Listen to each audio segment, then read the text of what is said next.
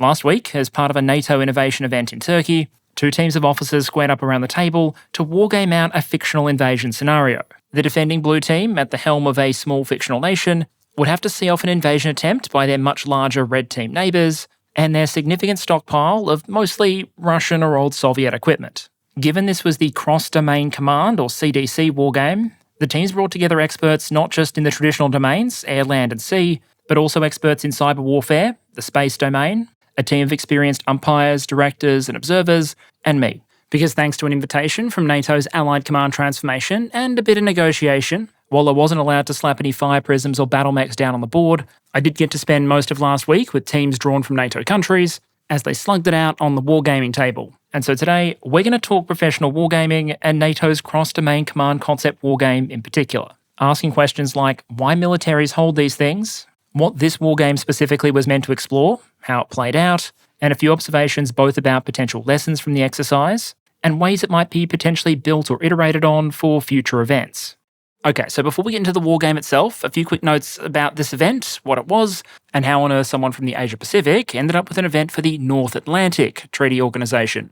While in a sense you could call this a single innovation-focused event under the auspices of Allied Command Transformation within the NATO structure, realistically it felt more like 2 events in one, to the extent that I was wearing 2 different security passes for the different components. The first part was really technology and innovation-focused, with a lot of cool tech being shown off, with a significant presence by NATO organisations like JARTEC, for example, which has a major focus on lessons learned out of Ukraine and integrates both Ukrainian and NATO personnel. They, along with others, have been working pretty feverishly over the last year to deal with some of the new technological problems to come out of the war in Ukraine, like glide bombs and fibre optic drones. But we're going to save some of those lessons being learned from Ukraine, what I heard from some of the Ukrainians there, and the technologies that now appear to be coming out of the pipeline for a follow-up episode. Because while the tech demonstrations and presentations were playing out in another building at the same venue, dozens of NATO officers and some supporting civilian experts were working through what was called the Cross-Domain Command, or CDC, wargame. And while the other content creators were mostly focused on the tech side, that wargame building is pretty much where I made my base for most of the week. Now obviously, despite this being a NATO unclassified event, it wasn't the kind of thing you could just walk off the street into. Or rather, you could have tried, but the people at the gate might have responded negatively to your attempt. So for transparency's sake, a couple of disclosures about how I ended up there. I was initially approached and invited by Allied Command Transformation, with the basic understanding being that I could attend the event if I would then later cover it, which was a bit of a no-brainer. Because Australia isn't a NATO member state though, that's pretty much where the agreement ended. My understanding is the other content creators did receive compensation for their travel, their accommodation, etc. As a non-allied attendee though, I was pretty much on my own. The whole thing was fairly last minute, so there wasn't time to organise much beyond just the invitation. From recollection, I reckon they shouted me a pair of coffees and a lunch or two, but largely thanks to the support of the people over on Patreon, that wasn't a deal breaker for me, and it also meant my agreement on editorial control was about as minimal as you could get. Don't record people without their permission, don't publish shit that's classified or was explicitly provided off the record, and beyond that, pretty much go nuts. So let me stress that what you're getting today and in future episodes is just my opinion, my impressions of the event. Not NATO's, not the host nation's, just mine. Caveats in place, let's talk wargaming. And I feel like we need a little bit of Wargaming 101 at the front here to answer at least one very simple question. Why would militaries pay for, in this case, dozens of officers, up to and including a full colonel, to sit in a room for pretty much an entire work week, essentially playing board games? Because while there are many, many different types of wargame systems out there, some of which are entirely digital, for example, a significant part of the system being used here was essentially a tabletop wargame.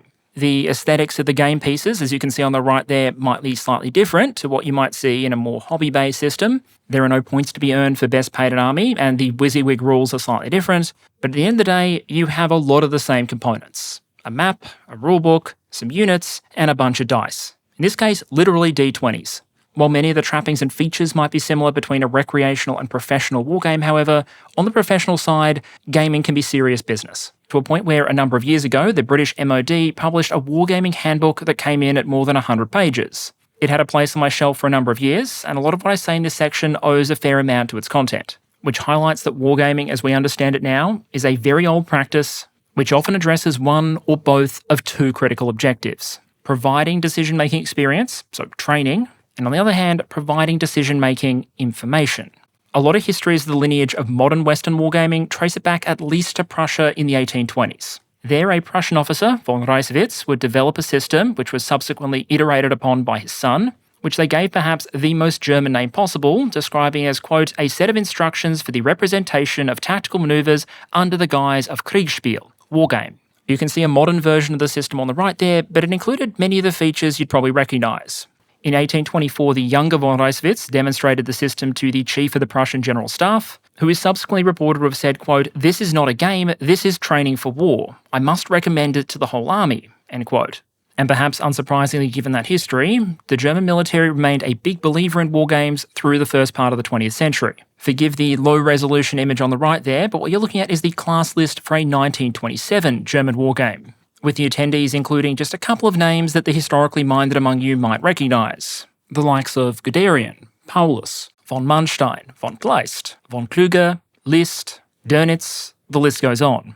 These are all men that would go on to become field marshals, generals, admirals, or the equivalent during the Second World War. But in 1927, they were spending at least some of their time huddled around a gaming table. War games themselves can vary a lot, and so too can their purpose, but generally, as I said, they tend to fit into one of two categories, or try to do both at the same time. As the British document puts it, a war game is generally going to be a simulation of selected aspects of a conflict situation in accordance with predetermined rules, data, and procedures, either to provide decision-making experience that's applicable to a real-world situation, or to provide decision-making information that's applicable to a real-world situation. To oversimplify, either you're trying to teach war, or you're trying to learn more about war. Although I'd argue from the point of view of the private sector, that chart does miss the third most important function of war games, which is of course to sell models.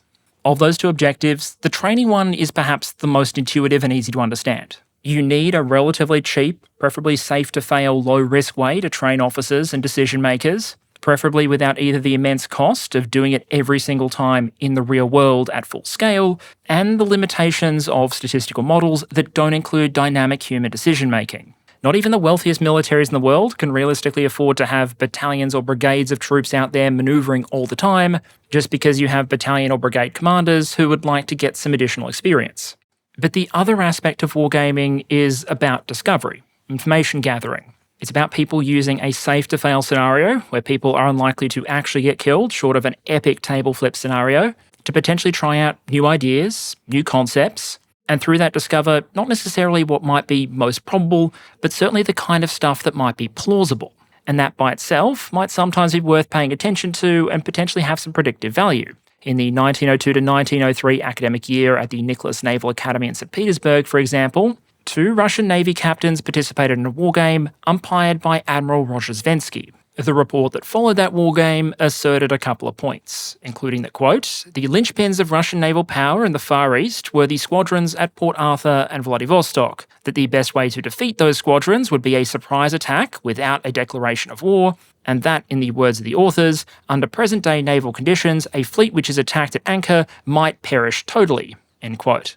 Essentially, looking at the scenario with the available information they had, those Russian Navy captains didn't necessarily identify what Japan was going to do, but something they might be plausibly incentivized to do.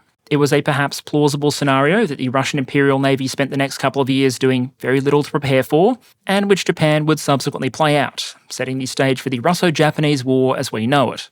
That process of exploration and discovery can also play out when a war is already on. What you see on the right there, for example, are images of a Royal Navy team, the Western Approaches Tactical Unit, which operated between 1942 and 1945. Their focus was using war games to develop tactics for dealing with U-boats and attacks on convoys. They developed a basic set of wargame rules with processes to represent real-time decision cycles, doctrine, and communication realities. Players representing escort commanders, for example, could only see the gameplay through a restrictive screen, so they would have limited information and not be able to see where the hidden U-boats were.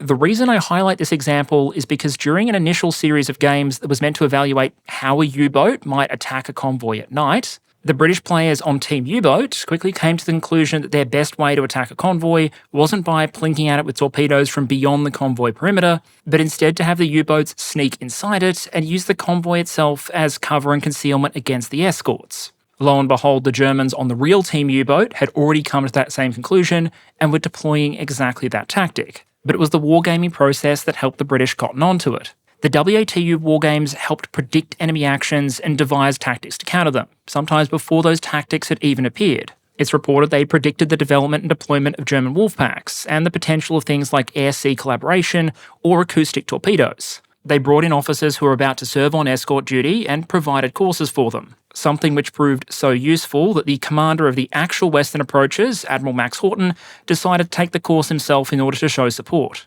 It was low tech, low cost, and arguably helped save a whole bunch of lives and a whole bunch of ships. As you can see on the right there, Britain was far from having a monopoly on naval wargaming. What you can see there is, I believe, an American exercise from the interwar period. And what these arguably highlighted is the way that board-top or constructive wargames like that one could be synergistic with real-world live exercises. In that case, the live testing, for example, might be used to adjust the stats for a wargame. On the other hand, the tabletop wargames or floor-based wargames could be used to help improve the umpiring or develop scenarios for the real deal. And in 1950, Admiral Nimitz said of US wargaming that, quote, "The war with Japan had been reenacted in the game room here by so many people and in so many different ways that nothing that happened during the war was a surprise. Absolutely nothing except for the kamikaze tactics towards the end of the war. We hadn't visualised those," end quote.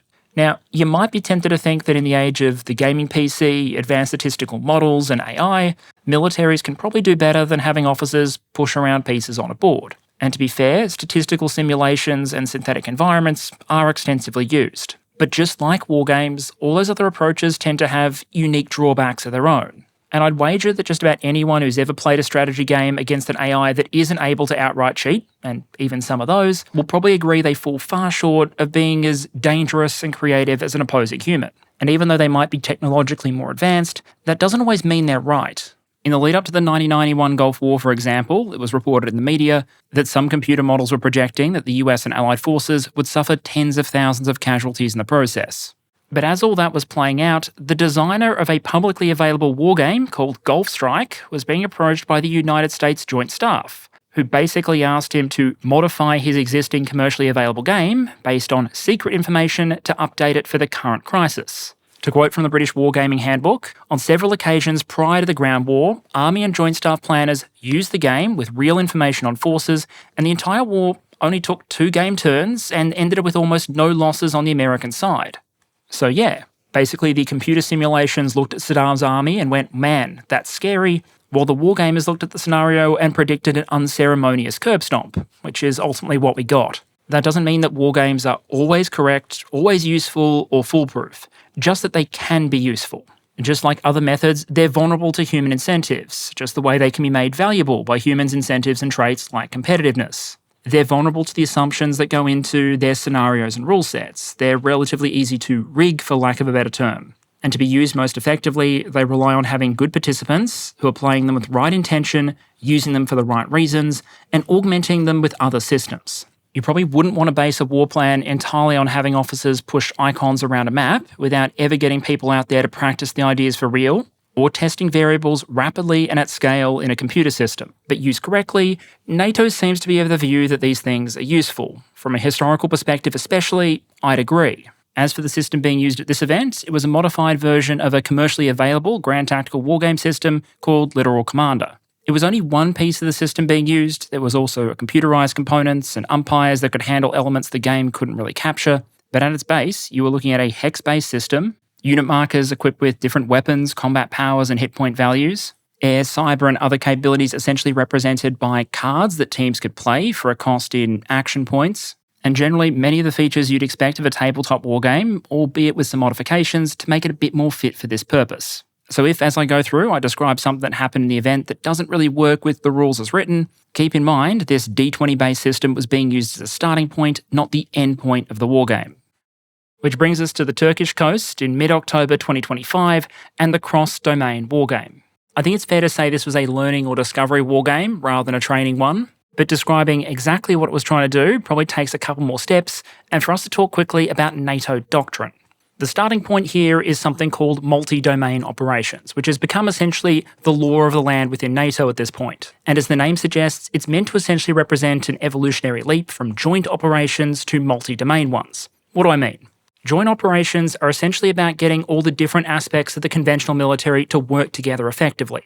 You might have the traditional domains represented by the traditional services, air, land and sea, Army, Navy, Air Force. What you don't want is each of those services going off and trying to fight their own war with their own priorities, which in some extreme cases may even have been against each other, see Imperial Japan. What you ideally want is everyone working towards the same objectives with the same basic plan, but bringing their specialised tools and capabilities to the table. So when the Navy picks apart an air defence system using ship-launched Tomahawks so the Air Force bombers can come through and blow a path for the armour and the infantry, that is joint operations, and likely a very bad day for the opponent. MDO adds more domains and elements to that traditional joint concept. It adds 2 more domains that historically have either not existed or functioned largely as independent entities within national militaries: space and cyber. It's also envisaged that you'd rope in different aspects of national power. That might include economic sanctions administered by a foreign ministry, or even cooperation with different parts of the private sector. But the basic idea here is that you'd probably want to orchestrate and synchronise your actions across all of these different domains, all these different aspects of national power, to try and make sure you're using all of them as effectively as possible to achieve whatever your objectives are. That concept has been developed. NATO's basically said, let's do it, which leads to the next thorny question: how? How do you bring all those different elements of power to bear, and how do you command a multi-domain effort? That gets you to the challenge of developing a cross-domain command concept, CDCC, or just CDC. And while breaking up all the elements of what might go into a CDC concept could easily be an episode of its own, what this wargame did was essentially create a kind of cross-domain command environment for the blue team, with the goal of then having a bunch of observers watching them operate in that configuration in order to learn a couple of things. At this event, instead of a traditional headquarters structure, the blue team in this scenario, the good guys if you like, would be split across 4 multi-domain teams. Each would have its own objectives, its own available assets, and experts from across the domains, so Army, Navy, Air Force, Space, and Cyber, all represented. Sitting above them, there would be a smaller high-level headquarters, commanded by a European colonel, but their deliberate intention was to be as light touch as possible, leaving it to the 4 lower headquarters that had a mixture of tools and different objectives, but the same overall goals, to try and execute on the very general instructions that were being handed down from the political and higher military level. They were mostly left to synchronise actions between themselves, share assets where they chose to do so, and were also given freedom to reorganise if they saw fit, which it turns out they later did. Blue was also free to interact with, if you like, the civilian economy, represented by what was called the grey cell. Essentially, if the military had a requirement and they wanted to tap the civilian sector to try and solve it, these were the players they could interact with to try and draw capabilities from. Examples I can recall include getting a ministry to set up a hotline so people in occupied territories could send in geotagged photos of enemy vehicles to provide intel and up-to-date information, getting imagery from civilian satellite owners, and also getting support from the major tech firms, both on the defence side, but also to make the cyber warfare picture much, much more difficult for Red Team, as it turns out, than it would have been if Blue Team was using their own military resources alone. Red Team, who presumably didn't have the same type of corporate relationships with the Microsofts of our fictional world, wasn't able to access these civilian capabilities, which, as it turns out, became a bit of a capability vending machine for Blue Team pretty quickly, to the point it was arguably so overpowered, the rules had to be slightly adjusted halfway through the event. But the idea here was to introduce the concept that civilian capabilities can be brought to bear in military scenarios.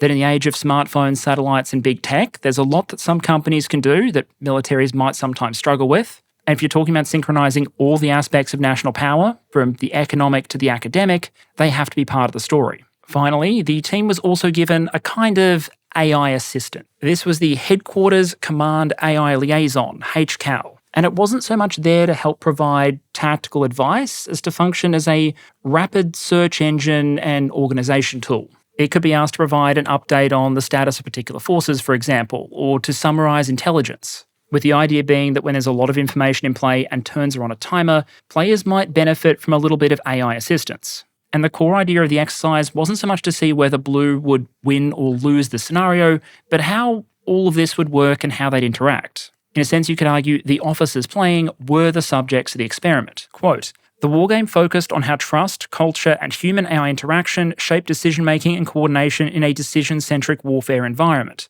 Through structured observation and data collection, it seeks to identify the operational behaviours, institutional enablers, and friction points that determine whether AI-supported command structures can function effectively under real-world conditions." End quote. To paraphrase and perhaps oversimplify, a primary goal of the exercise was to see how the humans would trust and interact with each other, given they came from different countries, different domains, had different assets, slightly different individual objectives, and were being left to make their own decisions among each other rather than having high command dictate everything. No one would force Blue Team 2, for example, to provide air support for Blue Team 1, or Blue Team 3 to provide cyber effects supporting the effort of Blue Team 1 and 2.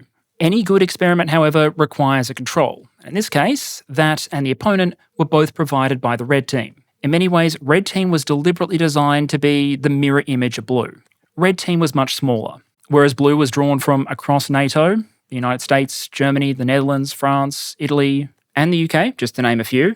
The Red Team was entirely Turkish, was allowed to operate in Turkish, and while they were allowed to have multi-domain assets, like space and cyber warfare capabilities, they adopted a traditional command structure. There was an officer in charge, he took input from his subject matter experts and subordinate commanders, and then called the shots. Red was split across 4 geographical commands, the same way Blue was, but they didn't so much have to synchronise among themselves as be synchronised by the commanding officer. As for where I fit in all this, originally the organisers gave me a choice, if I wanted to basically join and compete with one of the teams, Red or Blue. My first instinct was to join Red, but they had a significant tactical challenge in front of them, and adding me to the team would also take away one of their major advantages. They were a cohesive unit that all knew each other, and from the Blue team's point of view, they could basically encode their communications in real time by speaking Turkish. I figured translating for me constantly would slow them down, and so I turned down the offer. I also figured that while fully joining Blue would be massive fun for me, you as viewers would probably want a bit more of a bird's eye view of the event as a whole. And so as painful as it was to the 16-year-old version of me that wanted nothing more than to get stuck into this scenario head first, ultimately I took up more of an observer position on the Blue side of the room. I could talk to the Blue players, ask why they were or weren't doing certain things, and I got access to a fog-free version of the scenario with a full understanding of what both sides had, what they were moving, and what they were trying to do. You can see here how the room was laid out, with umpires and the game table in the middle, Blue team off to one side, I'm not showing all of them here, and then of course Red team on the other. They could take actions by issuing instructions to their fictional units through their computer systems, and then those would periodically be resolved on the central board. I'll also note that while NATO militaries have very robust and extensive wargaming capabilities of their own, sometimes there are still cases where you might want to bring in a neutral third-party facilitator. In this case, that was Radius Defense, who I believe had administered a number of previous events, including one that topped out at more than 100 simultaneous players. As is often the case with wargames, the countries involved in this case were obviously fictional, but the names might be familiar to some of you. The likes of OTSO, Donovia and Bothnia have fought many a wargame in the past, but for this scenario, while the names and some of the background might be familiar, the geography was radically different. This was the game map essentially that sat in the middle of the room, with Blue team to one side and Red to the other. I've labelled each of the fictional countries in question. Blue team would be playing OTSO in the centre, Red team Bothnia to the west, and Donovia to the east. The basic gist here is that all 4 of the nations you can see on the map, Bothnia, OTSO, Donovia and Nastria, had all at one time and were still technically part of the same alliance bloc. A union or pact, if you will. But as the scenario began, those internal relations had degraded to shooting at each other levels. In the middle, Blue's OTSO was meant to be a nation of about 12.5 million people, the majority of whom were ethnic OTSO, but with a small minority in the east of the country that periodically agitated to join Donovia. OTSO had significant deposits of uranium, oil and gas reserves, production facilities, and was also home to a key pipeline crossing that allowed Bothnia to export its own energy resources. In the lead up to the crisis, OTSO had been scaling up its cooperation with other unnamed countries outside the 4-nation bloc, which might have had something to do with why a nation of 12.5 million people had an incredibly well-equipped military. Like really, really well-equipped military. F-35s, F-22s, Patriots, THAADs, a Virginia-class nuclear attack submarine, and in the original version of the order of battle I was sent, just one of those 4 geographical commands for Blue was apparently meant to have 12 Arleigh Burke destroyers. That later turned out to be a typo. It was meant to be 2 destroyers, not 12, but suffice to say, for a nation of its size, OTSO was terrifyingly well-equipped. Meanwhile, 3 of the 4 red contingents were essentially playing Donovia, a nation of 75 million on the east of the board, that apparently sported a strong presidential system, was extremely rich in natural resources and heavily reliant on its oil and gas revenues, and which was deeply hostile, along with Bothnia, to any relationship between OTSO and other external parties. Their intention then, as we'll see in a moment, would be to try and dominate OTSO, seize its natural resources, cut it off from one of the 2 seas, and in that, it had the deep ideological support of the other nation, Bothnia. Roughly 52 million population, a large defence industry, A lot of energy exports, including some going out through pipelines that crossed OTSO territory, and a deep ideological opposition to any external interference in the four-nation bloc. And what I'm sure is a complete coincidence, while Blue Team's OTSO was overwhelmingly equipped with NATO-type equipment, Donovia and Bothnia seemed to use mostly old Soviet and Russian equipment, with a small sprinkling in places of newer Chinese designs. In the scenario, both sides would be trying to win the diplomatic and propaganda war with the final measure of the four-nation bloc or pact, Nasria, which, despite being the smallest and least wealthy, would, as a neutral power off to the side, be in a position to play a bit of economic kingmaker. Something would come into play later on. As the scenario began, tensions, as I said, had hit a tipping point. Bothnia and Donovia, under the cover of military exercises, had raised forces and moved them to the border of OTSO, and the opening map setup essentially represented the die being cast. Columns of red troops were concentrated on Blue Team's borders, and some of them had already crossed the line and managed to hold on to a couple of disputed territory hexes. Red's navy had headed out from port, prepared to contest an expected blockade attempt from OTSO, and both teams were given a series of national objectives. For Blue, they had to defend their urban centres, especially their capital, hold their resource fields, restore their territorial integrity, and protect their nation's critical infrastructure. They were also expected to establish a blockade of Donovia and counter any hybrid warfare pressure that was thrown their way. Red Team, by contrast, needed to punch through or prevent a blockade being formed while also taking territory on the ground. Their goal was to seize valuable resource fields and cut OTSO off from the Southern Sea, while also using various hybrid warfare and other techniques to try and keep neutral Nastria neutral, or potentially even get them on their side. The PR battle at home and abroad would be constantly modelled throughout the exercise, represented by a two-sided influence meter, if you will. That ran from 10, complete Blue domination of the information and propaganda space, down to -10, which would basically represent collapse or near collapse of support for the war effort at home and abroad. And so with the political stage set, let's get into the next two components: how the war game played out, and what we might take from it. While there were allegedly technically troops across a border already, the opening phase of the game were played out as if things were still pre-kinetic. That meant both sides could maneuver and deploy ISR assets, but they couldn't initiate combat actions even to counter those ISR assets. Any option that didn't involve explosions, though, was on the table. Satellites, aircraft and drones could all do reconnaissance work, for example, and they could be jammed, but they couldn't be shot down. That did lead to some somewhat frustrating moments for both sides, as things like lumbering maritime reconnaissance aircraft were allowed to trundle around international airspace, gathering as much information as possible, while both teams also spent actions establishing what are called persistent capabilities, things that you can pay a cost to set up once, and then use once per turn for the rest of the game, provided they're not destroyed. All in all, Blue probably gathered more reconnaissance information during this phase and made more adjustments to their overall positions than Red did, but in part that's probably because more of their units were in peacetime positions when the scenario started, rather than concentrated on the border ready to rumble. And debates over things like how to redeploy those forces or how to apportion assets between those four different task groups probably gave the evaluators some of their first opportunities to observe what a difference in opinion, disagreements, or the effect of cultural and doctrinal differences might look like in this kind of cross-domain command format. Blue received an initial brief and set of objectives from their high command and, by extension, the political leadership of the country. They were warned that this might be a long war, and so their goal should include preserving their forces, their munitions, and their combat power, considering civilian life and international opinion, trying to avoid unnecessary disruption to civilian life and the civilian economy, and restoring the country's territorial integrity and preserving its international border.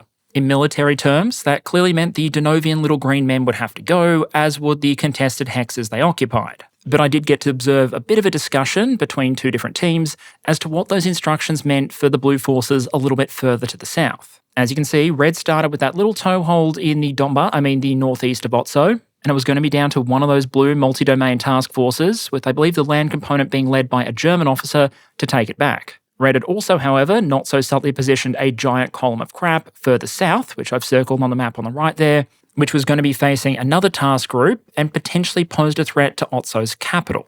To oversimplify the debate, it essentially came down to how that task group, with I believe the land component being led by a British officer, should respond to that threat. The northern group's interpretation was the blue group in the south should move up to and hold the border itself. The logic there being that the order was to hold the border, and it would be kind of strange to attack to try and reclaim a little bit of territory in the north while giving up a bunch of territory in the south. I heard reference to NATO doctrine and its view on making sure that you hold the border, rather than giving up territory and presumably the people who live there. Team 2, meanwhile, reading the terrain, wasn't particularly keen on pushing up the border because it was a bunch of exposed lowland facing a force they hadn't properly reconnoitred yet. They wanted to dig in a few hexes back on some more defensible high ground, and chose to adopt a slightly more flexible interpretation of their standing orders. Basically, it came down to an argument that if you let the opponent cross the border, then blast the crap out of them with HIMARS before eventually rolling them back, that still met the definition of preserving the border. In most cases throughout the event, the different blue teams would resolve debates about their course of action between each other, but this was one case where they did have to throw to high command for clarification. From memory, what they were essentially told is they could give up terrain temporarily if military logic required it, but what they couldn't do was allow Red to get in range of any urban centres. What that probably ended up meaning is that Red may have taken more terrain in the opening moves than they otherwise would have, but the blue forces were in a better position to receive any offensive, and trust me, an offensive was on the way. Once the Donovian teams were given permission to cross the border, their overall approach on this eastern front can best be described as a zero-chill option. Suboptimally for an attacking force, they didn't have great reconnaissance data on what was in a bunch of the blue defensive positions, so the basic approach was to form a couple of large stacks of units, throw them headfirst across the border into the defensive positions, while forming up a force behind them. The German officers I was observing at the time identified what Red was probably up to fairly quickly, along with the hallmarks of Russian tactics. But just because they knew it was coming doesn't mean it didn't hurt when it did. The Red approach was essentially reconnaissance by fire. Their units would push forward, forcing the blue defenders to reveal themselves and engage them, and then a mixture of close combat and artillery fighting could break out. A few times I noted that, especially early on, while blue units might be trying to conserve their ammunition, Red team's approach was a little different. In the system that was being used, when a combat breaks out, you could decide how much ammunition that unit was authorised to use. Red team's approach seems to generally have been that because they expected these initial units jumping across the border to die anyway, they may as well dump all of their ammunition in blue team's direction before they did so, meaning that even if a lot of the red equipment was less advanced than the blue stuff they were attacking into, especially in some of these initial fights, they were throwing out a lot of fire in the process. And from memory, the first destroyed combat of the entire simulation was actually one of the blue defenders. On the kinetic side, the playbook for blue in this initial stage appears to have been a mixture of absorb and attrit. Some actions were spent actively on force protection efforts, so for example, reconcealing units that had been revealed by Donovian reconnaissance, while other action points were dumped into getting things like HIMARS in action, with the priority target, at least initially, being Red's multiple rocket launchers, its heavy ones specifically. That same attritional process would also play out at sea, with one microcosm of this being the story of the single Virginia-class submarine in blue inventory. It would become a fairly predictable feature of a lot of the game turns that followed. It would appear somewhere on the board, sink one red cruiser per turn, refuse to elaborate, and then disappear back in the ocean until next turn. Sticking to the kinetic side for a moment, looking at the early turns from an observer's perspective, there were a couple of things that stood out. The first is just how long that instruction to try and preserve ammunition and combat power would last once Red started really throwing stuff at the wall. Blue had a lot of very expensive, very capable munitions in inventory. Tomahawk cruise missiles, Prism and ATACMs for HIMARS, that kind of thing, that could be used very quickly and to great effect, but would realistically be difficult for a country like OTSO to rapidly replace, and certainly not cheap. Initially, Blue's officers seemed relatively conservative with those, as instructed. But once Red started routinely pulling the grand tactical equivalent of mag dumping in their general direction, the people being shot at seemed to quite understandably counter-escalate very quickly.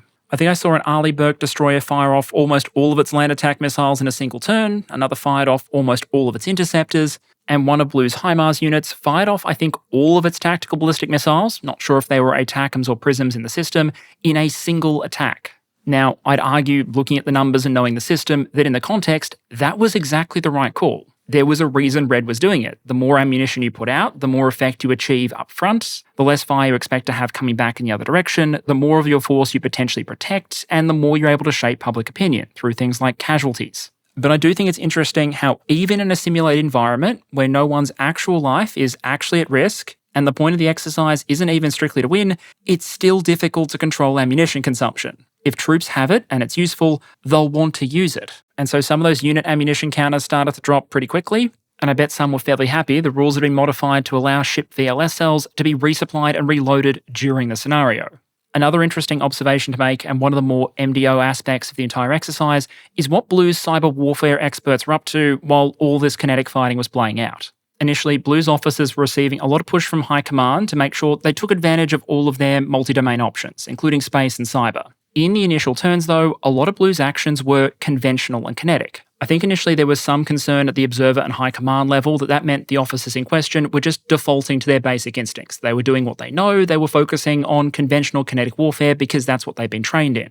But listening in on some of the deliberations and then getting an aside with some of the Blue land domain guys and the cyber warfare people, it seemed to me it wasn't about the combat arms discounting cyber warfare so much as it was about sequencing. Basically, what the cyber warfare people had identified is if they wanted to have the best effect, they needed to composite a lot of actions together at the same time. They didn't want to continually launch nuisance cyber warfare attacks, they wanted to set up for the real deal. But in game terms, that meant time. It meant slowly racking up cards in their hands representing things like exploits or vulnerabilities in the opposing system, and then planning to throw a bunch of them in at once, supported by stuff like electronic warfare at the same time.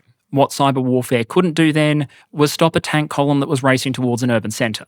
And so what that meant is that, at least initially, a lot of Blue's efforts went into the kinetic side, trying to stabilise the physical front line, do damage to Red's forces, and trying to make sure some of the other assets Blue had available had the time and space they needed to achieve the maximum effect. From an exercise perspective, I imagine that's fairly close to what the organisers wanted to see. But in the game level, the initial story was of a very aggressive Red, punching well above the weight of its available force, taking territory, but also through a combination of both taking territory, inflicting casualties, and also stuff like propaganda and deep fakes, scoring a couple of early wins in the information space. Red was throwing a bunch of different narratives and information warfare into play, and some of those, at least in game terms, were sticking. To illustrate how things were looking, the information space was illustrated on a 20-point scale, from +10, maximally Blue, to -10, maximally Red. With Red well on top of their propaganda and military game, it pretty quickly dropped to -4. And I suspect if Red had been a little bit more ruthless with some of the info war tools they had available, mathematically we would have expected it to drop to a near critical level of around -7 or -8. Red was also arguably making use of some of the more interesting military tools they were given access to that Blue didn't have. Red had some air defense direct energy weapons, for example, that weren't particularly effective on average, but did have unlimited ammo. And those were used repeatedly as essentially air defense free kicks. But overall, even in these initial stages, Blue was getting some hits in many cases by leveraging the technological advantage they had. One of the first units Red lost as a result of a Blue action, for example, fell victim to B-2 bombers. That basically flew straight through the Red air defense system, blew up some valuable stuff, and then flew back home to do it all again next turn. Similarly at sea, the Blue naval forces, which were made up of a mixture of Arleigh Burkes and next-generation DDX destroyers, were generally willing to be team players with the Blue ground forces. Their particular domain objective might have been establishing a naval blockade, but at least initially, they were willing to put that on the back burner in order to launch a shit ton of long-range munitions against Red ground forces. So Red more or less had the initiative and the momentum early on, but looking at the scenario design, that does seem like it was always going to be the most likely scenario. They threw a lot of stuff across the border, chewed their way forward, with the follow-up forces coming up behind. But as we started to get into the mid-game, if you like, of our week-long war, there were a couple of potential inflection points that might be worth talking about. The first was essentially attrition-driven. Some of those Red pincers that had pushed across the border basically ablated away a lot of their infantry. That meant in game terms, you ended up with a couple of unit stacks that had a bunch of artillery left in them, but nothing to screen them. And in this game system, long-range units like self-propelled guns and multiple rocket launchers can't defend themselves if they get attacked by close combat units like infantry or tanks without screens to protect them. Letting Blue get a couple of comparatively cheap kills on the board and blunt some of that forward momentum. The second point is that at sea, at some critical moments, Red had an implacable enemy, the dice. Blue had one really good submarine unit, a Virginia, which reliably went around popping one ship per turn. Red had 3 diesel-electric Kilo-class boats, individually nowhere near as powerful, and also not as action point efficient because each one would take 1 action point to use for the turn. But on paper, they should have been a serious threat for Blue ships, especially if they weren't on their ASW guard. It also helped, I believe, that Red had a former submarine commander as part of their team, who obviously had a fairly good idea of how to potentially use those subs. But some of the elements that often separate wargaming from other training methods are that both chance and decision-making play a role. Through the power of spectacularly terrible dice rolling, these things were fairly consistently discovered, and when they were able to launch those torpedo attacks with the kind of accuracy you'd expect of a crew with an average blood alcohol content of yes. Did that matter in terms of the lessons to be learned about the cross-domain command concept? Not really. But even though I was embedding with blue team, not red, there were a couple of moments here where I had to feel sorry for the guys. From the point of view of the exercise objectives, however, whether or not the red team knew how to roll dice when they were using their submarines is probably less interesting than how blue team was organising themselves, particularly when you look at how they were handling the cyber domain. Initially, as you'll remember, blue was organised into these 4 different multi-domain groups. What we eventually saw happen, though, is a bit of a blue team reorganisation, particularly when it came to cyber warfare. Whereas initially, you might have had one cyber expert per team hypothetically supporting whatever it is that action group's priorities were, over time, the cyber personnel and the cyber assets became more concentrated. The idea seems to have been that while a missile or a tank might have a localised effect, cyber warfare generally had a theatre-wide one. The plan generally wasn't to try and use cyber to degrade an individual enemy unit, it was to try and go after entire red systems and networks. And the way they decided to do that was basically to coordinate all of their cyber warfare assets at a theatre-wide level, and then because of the way the game system worked, try and throw it all at the wall at the same time in order to get a major theatre-wide effect. Electronic warfare was also part of that picture, so from here on out, whenever I refer to either cyber or EMS, assume that I'm referring to both acting together. For example, you might have a card representing a cyber exploit in red system, perhaps obtained with the cooperation of civilian firms, that would have, say, a 75% chance of increasing the odds of any other cyber warfare action they use that turn being successful. I think from memory it gave a +4, so hypothetically a cyber war attack that would previously succeed on a roll of between 1 and 10 would now succeed on between 1 and 14. You could then have a bunch of offensive cyber warfare cards ready to go in behind that exploit, with in Blue's case the goal being to degrade what the game described as Red's tactical network, basically their command and control system. Then maybe, with cyber warfare wreaking havoc on your opponent's communication, command and control systems, you'd throw a healthy dose of electronic warfare over the top of it to try and disrupt what was left. Talking to some of the cyber warfare guys on the blue team, I didn't hear any of them attach a specific name to this effort, so for narrative purposes, I'm going to tentatively refer to it as Operation BSOD 1. This is where some of the element of trust and multi-domain cooperation described in the exercise brief arguably comes in. In order to make this work, some of the officers from the more traditional domains, who remember were fighting an active defensive war at this point, basically had to agree to give up some of their action points, some of their funding, some of their resources to allow the cyber warfare people to build up for this op. Arguably, unlike in the real world, action points are a finite and transferable resource here. More hacking might mean less HIMARSing, but Blue Team carefully accumulated their assets, prepared the operation, launched it, and then, courtesy of some terrible dice rolls, BSOD 1 didn't achieve much. They did try again though, and Operation BSOD 2 was a different story. Red Team's tactical network, its battle management and other systems, had terrible, terrible things done to them, which in game terms meant major negative modifiers for a bunch of actions, including 2 critical ones: long-range fires and air defense intercept chances. For a brief period, Blue was able to put a -7 modifier against both of those action types. After Red spent a lot of effort trying to repair that network, the negative was reduced to -4. And while sure, that might sound like just the number, let me illustrate just how swingy that effect could be in game terms. Under ordinary conditions, if Red was firing one of its Uragan multiple rocket launchers against a blue unit that was protected by an MRIC interception system, then assuming Red and Blue were willing to spend interceptors and ammo on a 1-to-1 basis, under normal circumstances, for every unit of ammunition Red fired, they'd have about a 17.5% chance of doing 1 hit point worth of damage. A standard unit had 2, so you'd expect to have to fire more than 11 ammo to reliably get a kill, although keep in mind you'd be spending the defending interceptors as well. With a -4 modifier though, that Red chance would drop to 11% per shot, a 40% reduction. At a -7, you're looking at closer to a 5% chance per shot fired. Then the same modifier would also come into play going in the other direction, in this case inhibiting Red's ability to protect themselves by shooting down incoming Tomahawks and Gimlers rounds. So what something like Operation BSOD might effectively do in game terms is dramatically reduce your opponent's long-range offensive capabilities while also taking away their ability to defend against yours. And it's here where I feel the need to make a quick side note about game mechanics, especially when they're going to be used in a professional context. Obviously, perfect realism here isn't the goal, but it isn't exactly the enemy either. And for these rules, statistically speaking, the systems that performed best when there was, for example, major GPS jamming or a breakdown in the battle management system was the more advanced ones. If you have a HIMARS with advanced ammo that normally hits on a 12 or less, and on the other hand, a normal howitzer battery that would ordinarily hit on a 7 or 8 or less, then if they both take a flat -7 modifier, in relative terms, HIMARS is going to go from being 1.5 times more effective to 5 times more effective. In reality, I'd argue there's a limit to how much that kind of attack would reduce the effectiveness of any given system, and in some ways, the lower tech ones might actually be less vulnerable. Sure, a mortar platoon or cannon artillery battery might love to have a drone spotting their target and correcting their fire, but if all else fails, you'd expect they'd still be able to drop rounds on grid coordinates in the old-fashioned way. Meanwhile, I'd almost expect precision munitions, especially GPS-guided ones, to drop off considerably more in terms of overall effect if they lose the precision bit. You could apply that same logic to a range of other systems as well, think air defences for example,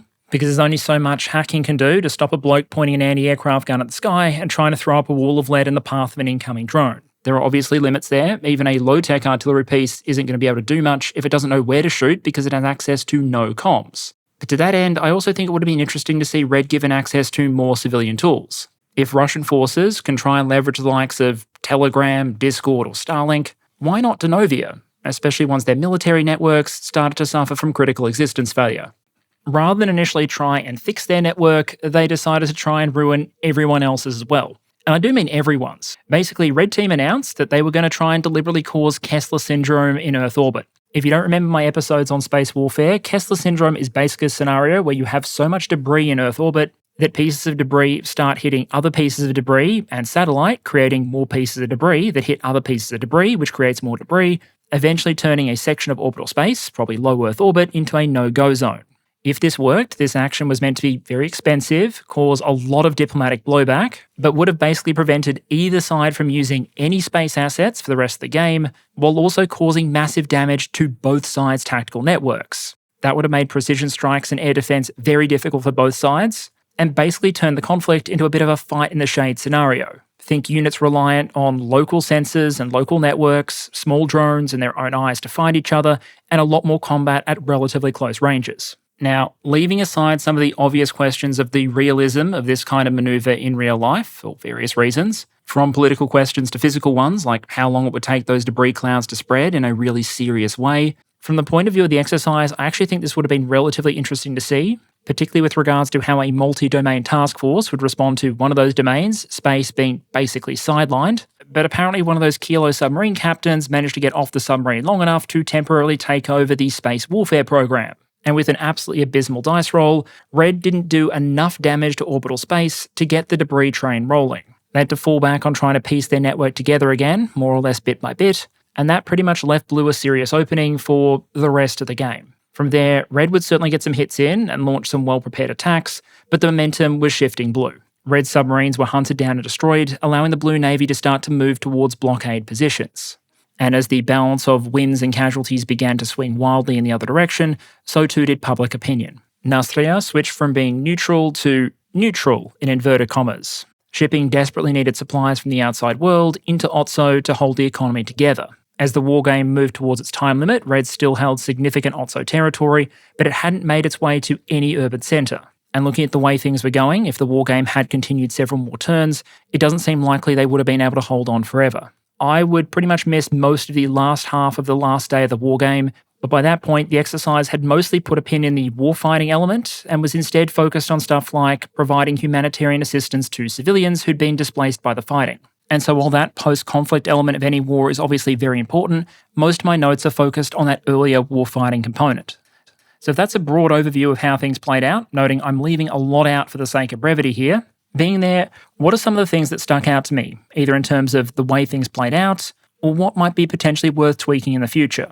As well as just being a lot of fun, if you go back to the core objectives of the exercise, I imagine there's a lot of reasons for the organisers here to be pretty happy with how things played out. The Blue players got slotted into a very interesting organisational structure, the scenario gave them something to react to, and then for several days, the observers were basically able to put them and their interactions under the microscope. I think it's notable that while most of these officers didn't know each other and were completely new to the game system, my impression was that the team building process, getting everyone on the same page in terms of what the objectives were and how resources should be allocated, was a lot quicker than understanding the game system. While the observers would have been interested in clashes resulting from differences in culture or between domains, most of the debates I saw tended to be about tactical issues within domains rather than between them. Think more army from country A debating with army from country B how to do army things, and less army telling space or cyber how to do their job or vice versa. From what I saw, the domains were pretty good at explaining what they could bring to the table, the commands were then pretty good at putting their various tools together in order to get the desired outcome,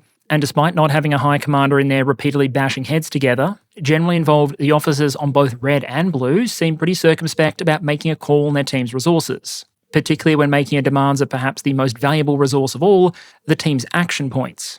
Speaking to one of the German officers, for example, I did ask him what would have happened if the team had allocated more action points to enable him to get the most out of his units, as opposed to siphoning off priority to support cyber or EW, and he simply observed that that would have been less efficient. I also thought even though they weren't subject to the exercise, both red and blue, even though organised in very different ways, were both very effective when it came to compositing the different tools the various domain experts brought to the table. From day one, move one, both sides were aggressively integrating space assets, cyber warfare, EW, as well as their more conventional ground, air and naval assets together to try and make life as hard as possible for their opponent. Speaking to most of the blue participants during the event and afterwards, most of them appear to have thought it was a worthwhile exercise, and the general opinion appeared to be that this kind of gaming could be a useful tool. But I think that naturally still leaves an important question. If you were to do this kind of exercise again, how might you decide to evolve it in order to try and make it as useful as possible? Because while ultimately events like this aren't about the game itself strictly speaking, you're just using the game to try and achieve some other intended effect, one of the great advantages of these board-based systems in general is you can rapidly evolve and develop them, pretty cheaply, in order to make sure that they're as aligned as possible with whatever it is you're trying to do.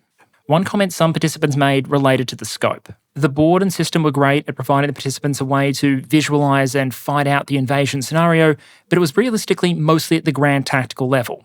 But it's possible modelling some of the other aspects of the crisis might have given some of the other domains more to do. Cyber operations, information warfare, diplomacy, space-based intelligence gathering, economic preparation and coercion. There are multiple aspects of state power and tools governments have available that might have played a bigger role and had more of a chance to shine if the exercise had had, for example, more of a strategic layer to it. For example, just as part of the last day touched on issues like civilian aid or stability operations, perhaps there could have been a lead up to war phase at the start to enable some of those other elements to be brought to bear.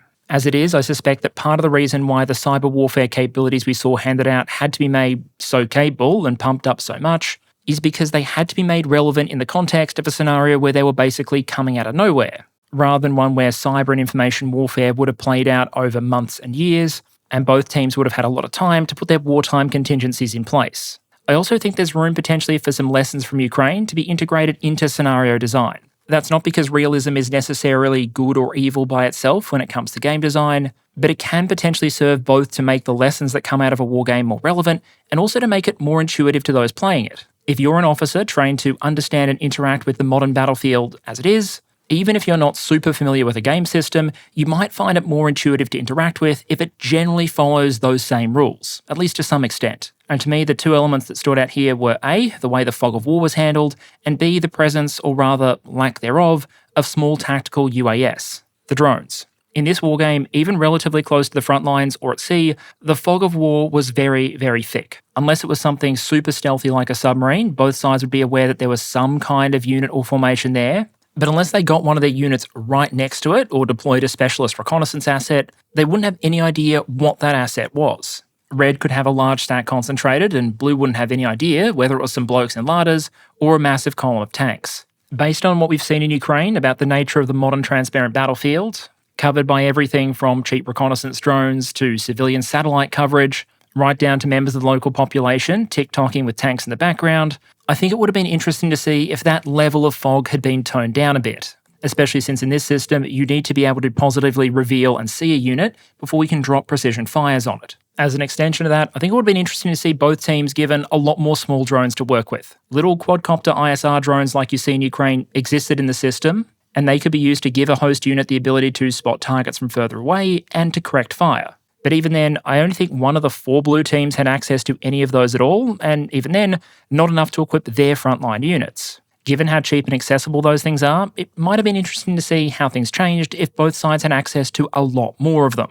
But if that's one area where the wargame might benefit from greater clarity and transparency, there might also be another where a little more opacity could help. Remember, part of the goal here was to explore how elements like trust and friction can operate in a cross-domain command environment. I presume that includes the cooperation between different leaders in the different domains. Not just will the Air Force cooperate with the Army, but what's the relationship with space and cyber? In this team, the integration on both teams was really tight. up to and including traditional combat arms, sometimes giving up resources and priority to give cyber and space the chance to do their thing. I do wonder if those negotiations were made a little bit easier, though, by the fact that cyber was coming to the table holding a physical card that said if their attack or their plan worked, what it would do.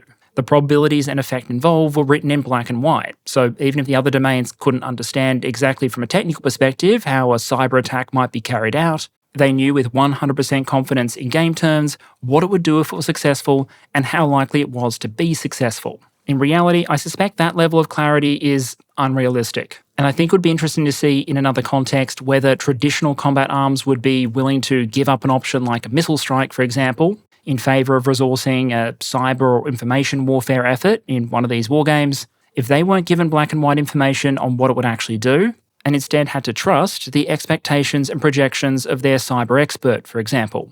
And then, even though I spent most of my time embedded with the blue team, I think from a scenario design perspective, I think there's something to be said here about the value of difficulty. Because it is absolutely possible to learn plenty from a game that you win, a game that you lose, a game that's hard and a game that's easy. The value of making a scenario easier or cranking up the difficulty comes back to what you're trying to achieve. And with this event, I'd argue that statistically speaking, things were very much on the easier end of the spectrum for blue team. They were given a larger team with more expertise they could draw on, and critically, despite them being the defenders in this scenario, they were also given the initiative, meaning as each new turn started, they had the chance to make the first move or fire the first shot. The red force in general, although it wasn't entirely apparent to blue at the start of the scenario, also had a bit of a mass and force design problem. Red, for example, had a massive quantitative advantage when it came to artillery systems and MRLs, but despite having a much larger population than OTSO, had significantly less infantry. The shortage of frontline combat units made it hard for Red to screen their artillery as they advanced,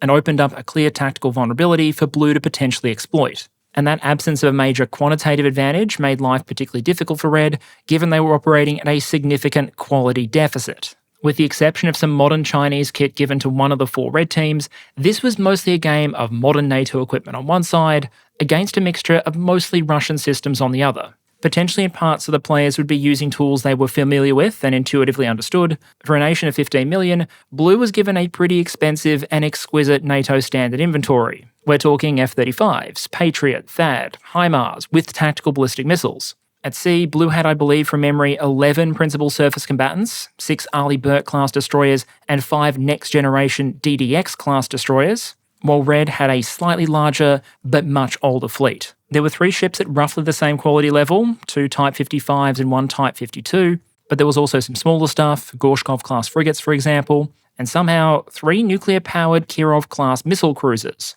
which must have been a heck of a surprise to Blue when they were revealed, considering only 2 of the things exist in real life. The quality gap was probably widest in the air, where OTSO was making do with F-22s, F-35s, B-1s, and even some B-2 Spirits, up against the force with roughly the same number of air cards that had to make do with Sukhoi 57s, some J-20s, Tupolev 160 bombers, and far fewer enablers. And because launching air attacks cost action points, that gave Blue a major advantage to leverage. For example, both sides had 1 card of strategic supersonic bombers in inventory. Both cost 1 action point and could potentially be used once per turn. In a completely normal scenario, on average, Blue's B-1B Lancer would inflict 4.5 HP damage each mission. Enough damage, if perfectly evenly spread, to destroy just over 2 units on average. Their 160 would on average do 2.8 damage, enough to kill just over 1 unit. And if the other side sent up fighters to intercept, the 160 on paper was considerably more vulnerable. In the end though, the Lancer didn't get a tremendous amount of play, because OTSO had B-2 Spirits available. And those things in the game system, as you might expect, are fairly good. A strike package of B-2s escorted by F-35s was significantly more likely than the 160s to put bombs successfully on target, while being much less likely to be intercepted and potentially shot down in the process. And unlike what we've seen with the war in Ukraine, there wasn't clear provision made here for counter-air operations. Aircraft had to be dealt with in the air, not by an Operation Spiderweb type solution on the ground. Perhaps unsurprisingly then, from memory, the first turn saw the Blackjacks blapped on the first mission they were sent on, while the B-2s would fairly reliably bring the pain once a turn, like they were clocking in for work. There's more elements I could go into, but by now you probably get the point. Blue had access to the grey cell. Blue had access to some very powerful cards that helped magnify their action economy, and were ultimately able to fight mostly on the defensive, with on paper the superior force.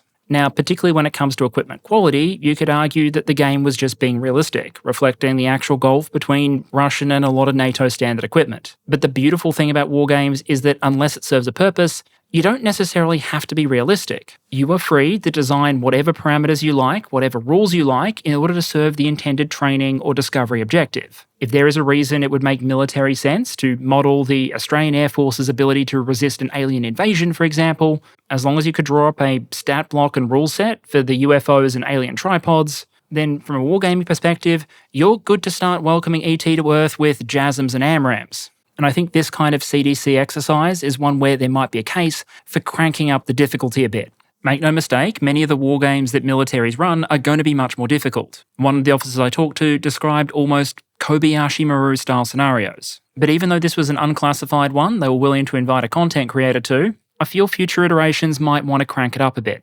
Not just because there's value in, as Savorov put it, training hard and fighting easy, but because if you're trying to model how these structures will work and how people respond when working in them, it might make sense to put them under pressure.